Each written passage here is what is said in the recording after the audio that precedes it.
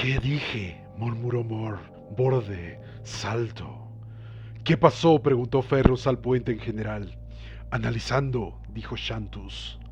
Larek se inclinó sobre la barandilla. La barra curva golpeaba contra su estómago, con las fuerzas de cizalla que actualmente se flexionaban e inclinaban el casco del barco, mientras una manada de suboficiales decorados le susurraban urgentemente desde la cubierta principal. Ferrus no podía distinguir lo que estaba diciendo, pero escuchó a Larek despedirlos con enojo, yendo tan lejos como para levantar una mano para golpear a un joven teniente que no se retiró lo suficientemente rápido a su puesto. ¿Un problema, capitán de barco?, preguntó Ferrus. Nada, señor, otro sensor fantasma. Yo seré juez de eso. Larek se aclaró la garganta con nerviosismo, evidentemente deseando no haber despedido a sus jóvenes tan apresuradamente. Mi equipo está seguro de que estos son los barcos que buscamos en la anomalía, pero la descomposición térmica y el análisis del material parecen sugerir que fueron destruidos hace años, décadas. Imposible, dijo Shantus. Señor, Santar señaló un fragmento de oscuridad dentro del marco de la vista del claro del Oculus. Un barco. Su vástago en forma de carnero se inclinaba bajo la caricia de las llamas evanescentes. Su espina dorsal cortada por la mitad. La armadura de su casco era monstruosamente gruesa, pero tenía la superficie de un asteroide. Algunas virutas de pintura negra permanecieron en los lugares más difíciles de atacar, entre placas de armadura, debajo de las cúpulas de las macrobaterías. La sombra erosionada de un águila era apenas visible en la quilla de la losa de su arco de la fortaleza. Un crucero de huelga de legiones astartes. Es uno de los míos, respiró Ferrus. Imposible, dijo Shantus de nuevo. Definitivamente imposible, señor, dijo Laerik, aún más perturbado, si acaso por la presencia del Imperio Imperial que por la penetración de la propia grieta. Conozco a cada barco en la Expedición 52. Tengo otros hijos, los que todavía luchan bajo el emperador en la flota de la primera expedición. ¿Los de la 18ª o la 33ª? No, señor. Laerik contuvo algo que más tarde habría lamentado. Se frotó la nuca. Ni siquiera confío en reconocer la clase. Ferrus devolvió su mirada plateada al Oculus. El abandono se hizo cada vez más masivo cuando el puño de hierro se movió en relación a él, lo suficientemente cerca como para ver fragmentos de restos orcos rebotando sin ruido desde las cáscaras rotas. Bobinas de llamas no naturales, autoencendiéndose de alguna manera a pesar del vacío de la anomalía, girando a lo largo. Preparad las partes de embarque y preparad mi cañonero, santa mañana Shantus, me acompañarás. Fue un misterio, un reto, y Ferrus nunca pudo desestimar un desafío.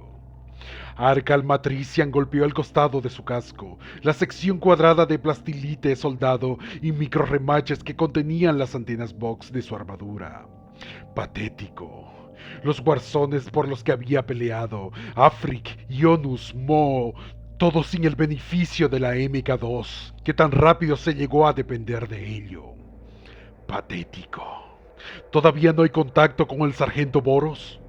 La cara magra de Rugal estaba tan blanca en el haz de la lámpara de Metrician, los ojos oscuros se estrecharon en alfileres, una máscara de respiración plástic atada sobre su nariz y boca. Su casco estaba abierto, una pieza brillante de caparazón negro, pero equipado con sistemas de rastreo y capacidad Vox de corto alcance, que los legionarios que habían luchado a través de los apagones de comunicación intermitentes de la armadura de poder Mark I habrían enviado. No te preocupes todavía, muchacho. Durante el levantamiento de Oraim, mi escuadrón y yo pasamos 3 días enteros sin contactos Vox.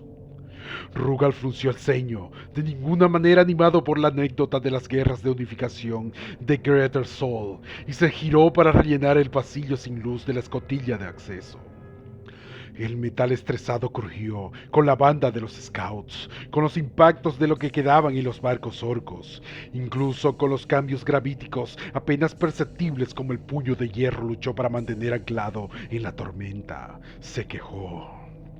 A Metrician le parecía extraño, ahora que lo pensaba, que este naufragio sin vida no tenía que luchar tan duro como el buque insignia del Primarca para permanecer quieto. Los haces de luz de los otros scouts, atravesando lúmenes recortados a la existencia de cañones de tiro y outguns, pintaron los mamparos. El metal desnudo brillaba como plata en la oscuridad de la noche, y Metrician reprimió un escalofrío. Expuesto al vacío, pero resguardado de los peores efectos de la ruptura por el laberinto de pasillos internos y puertas. Todo fue exactamente como debe haber sido cuando la nave se había perdido. Había herramientas de mantenimiento exterior en las escotillas, avisos de peligro inscritos en gótico imperial, trajes de ambiente dimensionados para el desgaste mortal, colgados en armarios con fachada de vidrio. Uno estaba abierto. La tela negra entró en erupción con la luz de vuelta cuando la viga del casco de Metrician se movió. Todo era familiar y sin embargo diferente.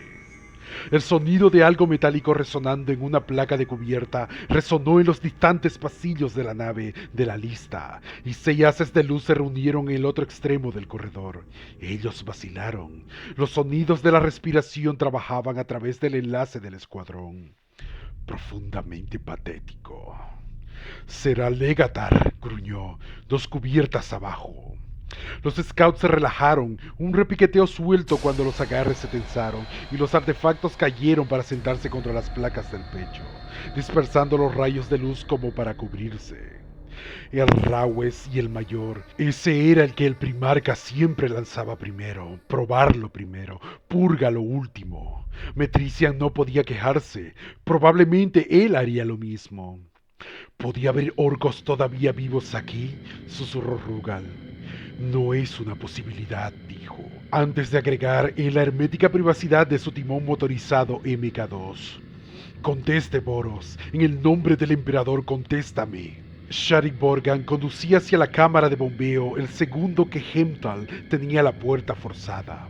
El cañón cortado de su escopeta de combate condujo, el rayo lumínico marcó los golpes de las chaquetas de acero y las cubiertas de ventilación. Todo estaba engrasado y brillante, como si hubiera sido atendido ese mismo día.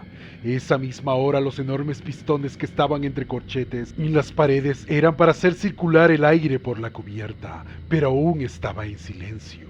Los grandes fuelles yacen vacíos. ¡Sargento!, gritó mientras empujaba más profundo en la cueva de hierro inerte. Los disparos que había oído definitivamente habían salido de esta cámara, pero estaban vacíos. No hay rastro del sargento Scout. No hay signos de orcos. La consulta de Sharik se hizo eco a través de los huecos en el metal mientras marcaba manualmente las frecuencias de su casco. Nada más que débiles risitas de estática. Hizo un gesto para que el resto del escuadrón se extendiera. ¿Sargento Boros? Un crujido repentino y un estallido de metal lo giraron. La escopeta se lanzó a la altura del cuello, mientras una ola de distorsión paralizante corría por el mamparo del puerto. Hemtal gritó algo en advertencia. El acero se dobló y se partió, y Sharik gritó, apretándose contra la escasa cubierta de la chaqueta de pistón cuando salían pernos de la sección arrugada. Una cabeza golpeó primero y una magulladura carnosa en el bíceps. Otro condujo primero a su garganta sin coronas. Hacía gárgaras, la sangre escupía entre sus dedos, mientras buscaba a tientas. La idea le atravesó la cabeza. Lo encontró, pero no pudo comprobarlo. Los dedos se deslizaron en sangre de metal a carne una y otra vez. Él todavía respiraba, sin embargo. Todavía respiraba. Y era un marín espacial de la 10ª de hierro. Tragando dolor, se tambaleó, se apuntó con su escopeta al mamparo y trató de concentrarse. Había algo allí, difícil de definir, un corposante en el metal. La herida en su cuello burbujeaba mientras trataba de hacer palabras. ¿Qué? ¿En la vieja noche? Un grito desde la entrada de la cámara llamó su atención. Hemtal. Hubo un disparo, el golpe seco y fuerte del autodisparo, el zumbido del flamante de Ziegler.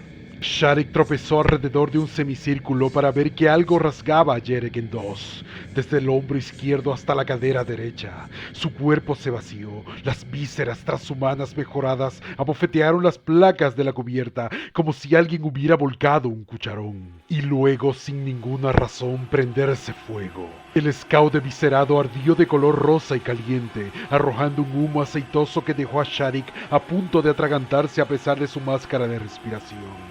El dolor lo apuñaló en la garganta. Siger dejó de rascar con su flama otra vez, aullando mientras rociaba a Prometeo a través de la cámara y encendía las paredes y las chaquetas de pistón. Afligió a la criatura, la cosa, pero poco más. Su grito suprasónico fue pura furia, castigando los mamparos con oleadas tras oleadas de violencia manifiesta, rompiendo el delicado sistema de fuelles en pedazos. Sin embargo, lo suficiente como para que el sargento Selen Hector arrastrara a Siger al corredor y metiera su pistola de pernos en la boca de la entidad. El veterano terrano era inmenso en su armadura de poder y honores de batalla, una presencia impresionante. El uniforme de su volte era ensordecedor.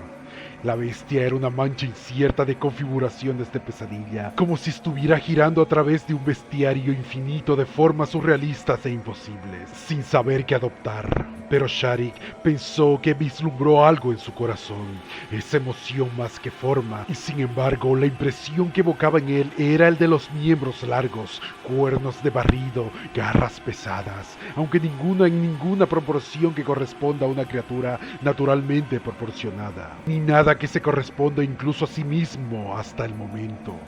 La descarga de proyectiles pasó a través de ella, sin tocar nada con una masa antes de detonar en la pared ardiente detrás de ella. Y aún así podría tocar, podría levantar un marín espacial y podría matar. ¿Qué raza de cepas dinos fue esta? Una espada de cadena aceleró a toda velocidad con un grito terrible cuando el sargento Hector colocó esas preguntas firmemente a un lado.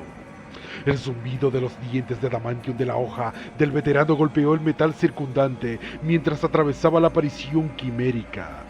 Tomó represalias, como si se alimentara de las propias pasiones de la mano de hierro, garras que se solidificaban desde el aire para rastrillar la armadura del sargento, atrayendo el gusto particular de destruir los laureles de la victoria y los juramentos que se habían puesto en su plato.